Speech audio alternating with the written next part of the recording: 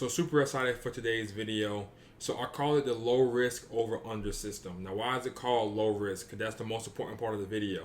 Well, the two main moves are low risk moves, in my opinion. Low risk means when I attempt this move, even when I fail, what are the odds of the other guy scoring against me?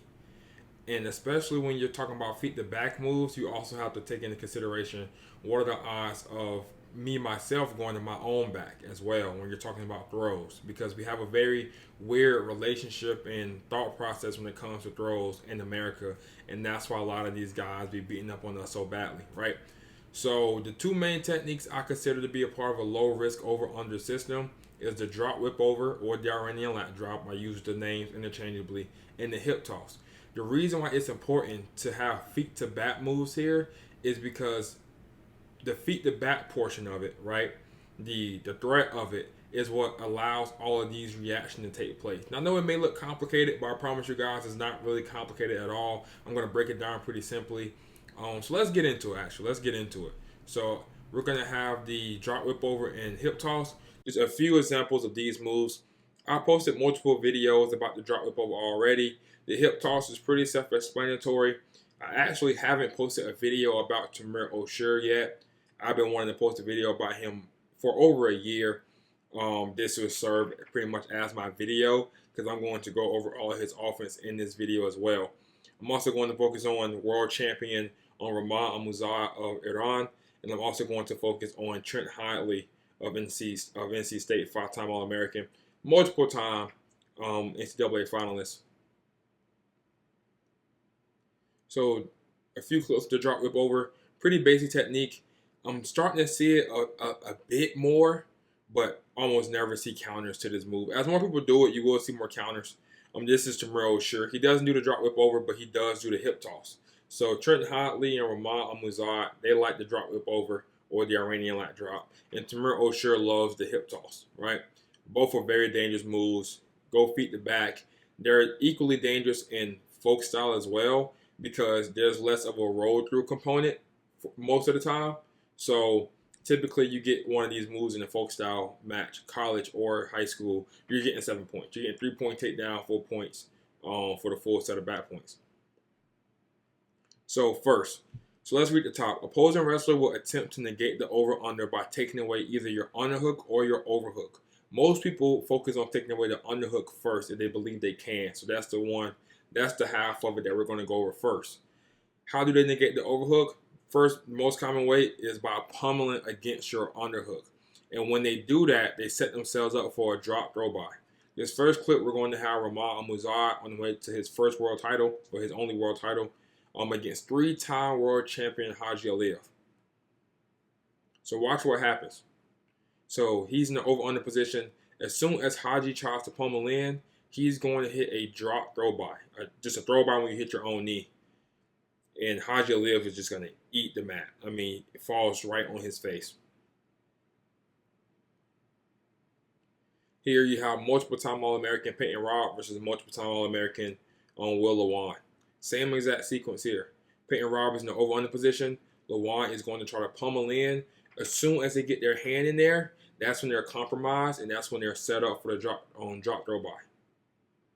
Drop throw by and drop whip over can look similar, but there are some main differences. Main differences is you actually reach with that hand that's on the tricep. So here you have Zerbet Sidikov, number one pound for pound wrestler in the world, Olympic champion, three-time world champion, reigning.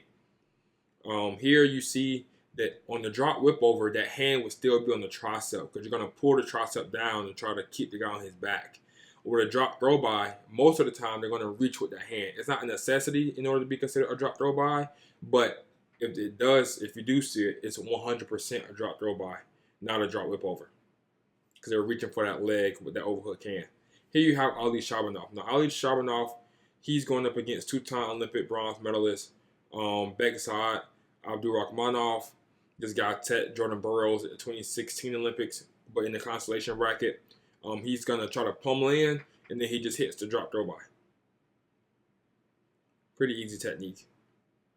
A few more examples of it. Zerbet Sidikov, once again, the guy's going to pummel in.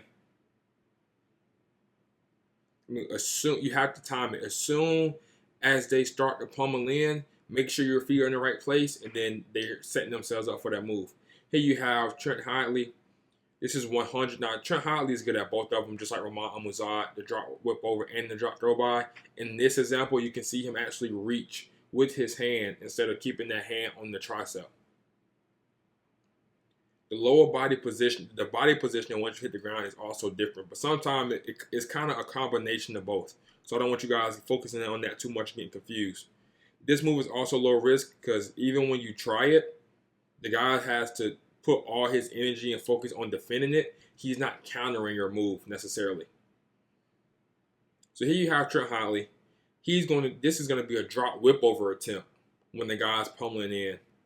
But he's only going to do like the whip over part where you just end up getting a regular takedown. It's not going to result in feet to back every single time, but a lot of times it does. But it makes no difference because regardless, even if you miss it, you're not giving up points yourself. Next, we're going to look at, they're still pummeling, but you can also hit a head and arm. The head and arm is a good technique when they're pummeling and their torso goes from horizontal to almost more vertical. And now their head is up high. So you see it in this example, he doesn't have the underhook, but the opponent is going to pummel in to try to get his own underhook, and that's when he sets himself up. So here you can see his torso is nearly vertical right here, and his head is up high, and Trent Hadley just rips his head off, and he's able to get the pin from this position. Next, we're going to look at how else do they negate your underhook. They negate it by simply blocking it. This block can be a multitude of ways. I can be grabbing your underhook hand, grabbing your wrist, and controlling it that way to prevent you from getting the underhook. I can be just keeping my elbow tucked in so you can't really establish your underhook correct. So you're either going to have like a super useless underhook, or you're going to have elbow control, giving me inside control, or I can just block it like by keeping my forearm like this so you can't punch it. There's multiple different options, and we're going to go over all of them. So first clip, we have Zane Rutherford at Last Chance Qualifier. He's going to go in on a double leg. Tamir O'Shea is going to try to pull him up into over-unders, but Zane Rutherford is actually going to be holding his wrist. This prevents Tamir O'Shea from getting to his typical hip toss, right? Because he cannot establish the over-under position. Besides trying to force something that's not there, he's going to use what he does have. What does he have? He still has his overhook. And with the arm spin, all you need is the overhook, which it makes it the perfect move for the type of reactions that he gets. And this is Last Chance Qualifier after Zane Rutherford won Worlds. This is Yanni from his double leg. Once again, just like the last clip, you can see Yanni using like a block against the underhook. Besides trying to force a position, Tamir O'Shea is going to go arm spin. Now, while this is a more beneficial combination or second attack in freestyle because you get 4 feet to back, you can still get a 3-point takedown with it and will get a 3-point takedown with it in folk style. So here, a little bit different of a block. So the first clip with Zane, we saw Zane grab his wrist. Second clip, we saw Yanni just kind of like block him off. This clip, his opponent is keeping his elbow in. Therefore, Tamir O'Shea has to settle for elbow control, and his opponent has like an inside tie kind of. Well, he does have an inside tie. It just makes it really easy for him to transfer to the arm spin. I'm going to show you guys as many examples as possible. This is recent this year as well. Same thing. He has an elbow target. His opponent is keeping his elbow really tucked in. He's just going to transfer to an arm spin. And then we have one more example with Tamir O'Shea, and now I'm going to show you a folk style example from college. Here, the opponent has his wrist. He's controlling his wrist. Eventually, they're going to get back to that elbow tie, inside tie situation, and then he's going to go feet to back with the arm spin. Now, last example, we have Peyton Robb from Nebraska. Can't establish a strong underhook, so he's just going to go arm spin. This is at the Cliff King Las Vegas tournament this past season. So also a great combination for folk style as well. Now we're going to go to when they try to negate the overhook. Now they're trying to ruin your overhook. This is easier for them a lot of times because your overhook is their underhook. So they have more control, more say-so.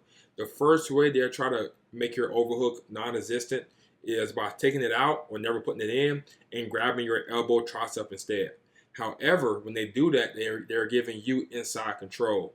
So you need to have a move when you have an underhook and inside control. And there's two main moves. First one is the duck under / double leg. Kind of a combination. You can do either one.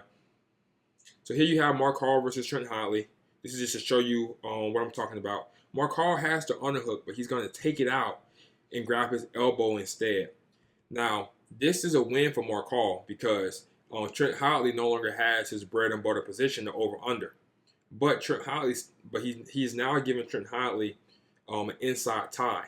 So it would be smart if you're going to do the over-under position to have a move when you have the underhook and the inside tie.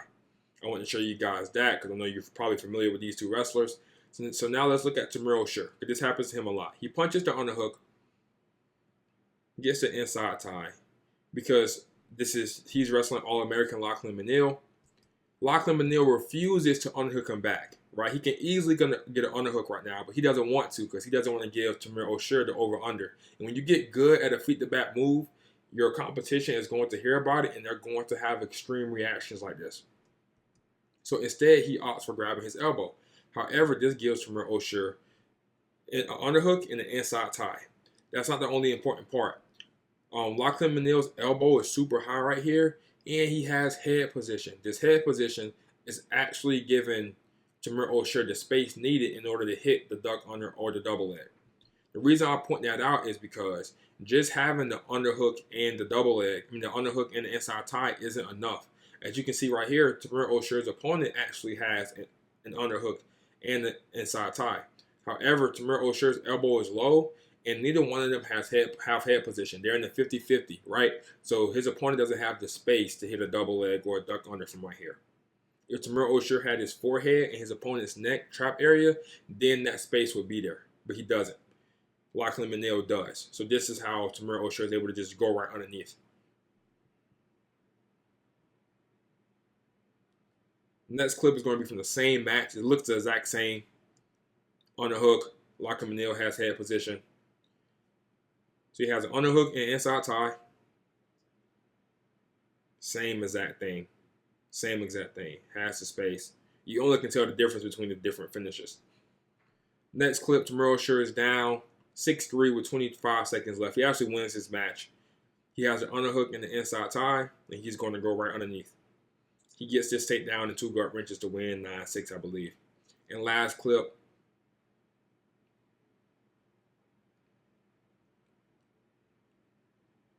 So let's pause it here. Where he gets the position. He has an underhook, has an inside tie. His opponent's elbow is high, and he has all that real estate right there to go right underneath. Exactly what he would want. Now another option is the whip over from right here. So what happens if you don't have head position? If your opponent doesn't have head position, on the side you have your underhook. Or just the opportunity isn't there necessarily, you also have the whip over. So we're going to have Trent Hodley here against Size Allred. Size Allred, very good wrestler, Big Ten champion from 2023, where he beat the returning national champion, Max Dean. So very accomplished wrestler. But as you can see here, his head is underneath Trent Hodley. Trent Hodley doesn't have the space right now to go underneath for a duck under or a double leg. So you can see Trent Hodley here. He has an underhook. He also has an inside tie.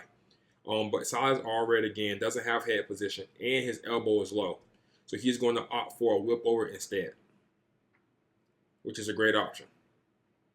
Next, we're going to have world bronze medalist Younes Yamami, also from Iran.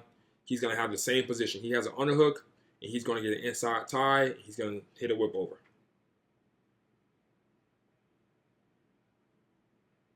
He prefers to whip over naturally. Same thing as Donnie does. From that position, he probably could have went double leg because his opponent had head position. At that point, it's just discretion, whichever move you're more comfortable with. And here we have Jacob Cardenas, 2-time All-American versus Trent Hodley. As you can see here, Trent Hodley has an underhook and an inside tie, but Trent Hodley doesn't do what Tamir O'Shea does. So right here, he has to settle for the stall call, but he's still able to control the position and get a stall call from there. Next, we're going to look at another way they negate the overhook is besides getting the underhook, they reach inside and get a collar tie. And it can be a collar tie that's on the neck, obviously, like every collar tie is, or it can be like on the trap, on the shoulder. It can just be dangling. Any type of inside positioning with your hand is included in this. And two great attacks to go to is either a throw by or a far knee attack. So here you have Trent Hotley versus Michael Beard, two-time All-American as well. Now, as you can see, Trent Hotley has an underhook and Beard has a collar tie. So he goes throw by. He gets to move pretty easily. Now, this was the last 25 seconds of the match, and Michael Beard was pretty gassed, right? So keep that in mind. So now you have Trent Hotley. He has an underhook. His opponent has head positioning and a collar tie. He tries to go or basic high crotch, basic leg attack. The reason it doesn't work is because this inside positioning right here that he can use his forearm to block off, and he can down block with his head. That's why the head positioning is important for these guys. That's why they want it. So Trent Hotley doesn't come close to getting his legs. Next time, though, later that same match, as you can see here, the opponent wanted the collar tie. So Trent Hotley punches the underhook. He reaches for that tricep. His opponent snakes his arm back in to get that collar tie positioning. Trent Hotley goes back to the throw by, where he ends up getting hip to hip in the dogfight position, and then from there he gets the easy finish.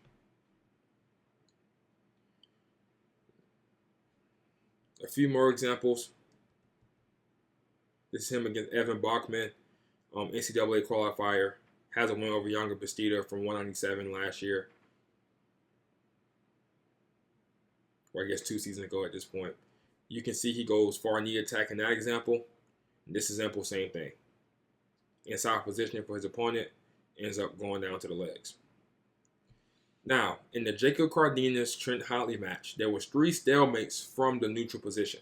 Everyone came from the same exact positioning. Trent Hotley had an underhook. Jacob Cardenas had a head position, and he had a collar tie. Trent Hotley was struggling from this position to score from this position, right? All the other clips, the skill gap was pretty big. Besides him versus Michael Beard and Jacob Cardenas are equal level wrestlers. They've gone back and forth. But when he hit it against Michael Beard was gassed. It was the end of the match. Jacob Cardenas was more fresh in these examples, and he was able to pretty much negate Trent Hotley's offense from here. But Jacob Cardenas, what he's doing in order to defend Trent Hotley's normal offense, actually sets himself up for another technique that none of these over-under guys use. Ramah Amuzad, Tamir O'Shea, and Trent Hotley. This is the huge benefit of watching film. You can pick what other wrestlers are doing and add it to your game. So next we're going to look at Pat Glory's shug by.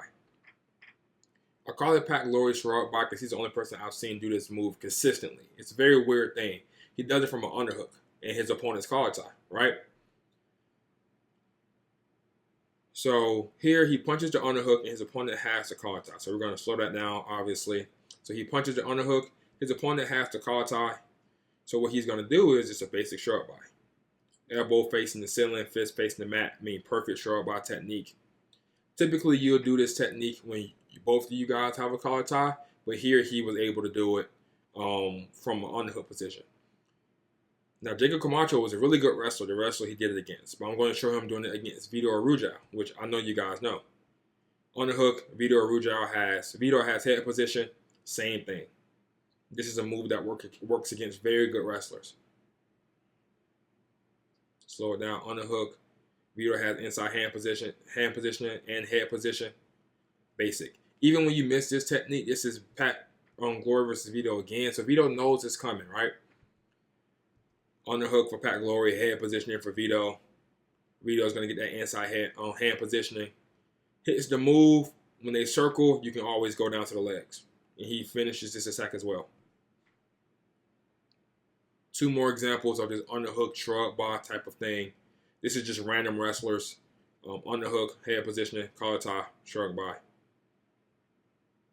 I really need you guys to know these techniques work. I don't want to just show you random techniques that I've seen one time that I've theorized over in the wrestling room.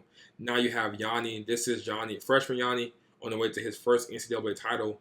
He is going up against 2-time reigning defending NCAA champion Dean Howe in the quarterfinals here. As you can see, Yanni has an underhook. Dean Howe has head positioning, but Yanni is going to do an elbow control slide by right here, which he was able to do because Dean Howe was on his knee, which I'll talk about. One of the main ways to make the slide by even more effective is by getting your opponent to their knee. Next, we're going to go over a few more less common examples, but they do happen. First is when they place the forearm across your neck, chest area. So you see it right here. This is just go throw by, pretty much. The dude's, his face goes right into the mat, right? If they try to block off that like that, for one, they're just stalling. They're not trying to score their own offense, and they set themselves up for a throw by. You could probably go elbow pass, high crotch from here. Probably a few things you can go from here, honestly. With that elbow control, he could probably move in and go high crotch. He has options from here. But the throw by is a technique that I know for a fact works. So he goes throw by, go down to the mat, easy finish from here. And lastly, we're going to look at when they won't grab you back at all. They just leave their arm dangling, right? And there's a lot of examples I've seen of this for freestyle. But obviously, in freestyle, they ground themselves. And while that's cool for you guys trying to learn freestyle, and I'm going to have a later video showing those techniques from Tamiro Sure as well, most of you guys are watching for folk style, so you would never get that look. So it wouldn't be that much value adding it in the video. But from here, you just go some type of leg attack with elbow control or a far knee pick. So from his own shot, he transitions to the over-under, but the opponent won't grab him back. So he's going to try to do like a hip toss whip over type of thing.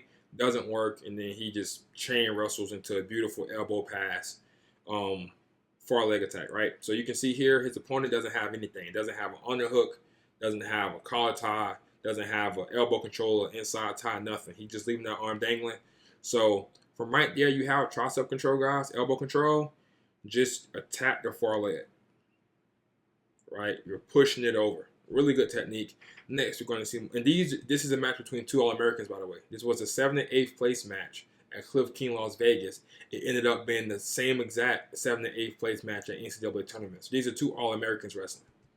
Next, we're going to have All-American Patrick McKee do it against Brody Teske. You can see him trying to get the over-under position, and then he goes elbow pass to the far ankle pick.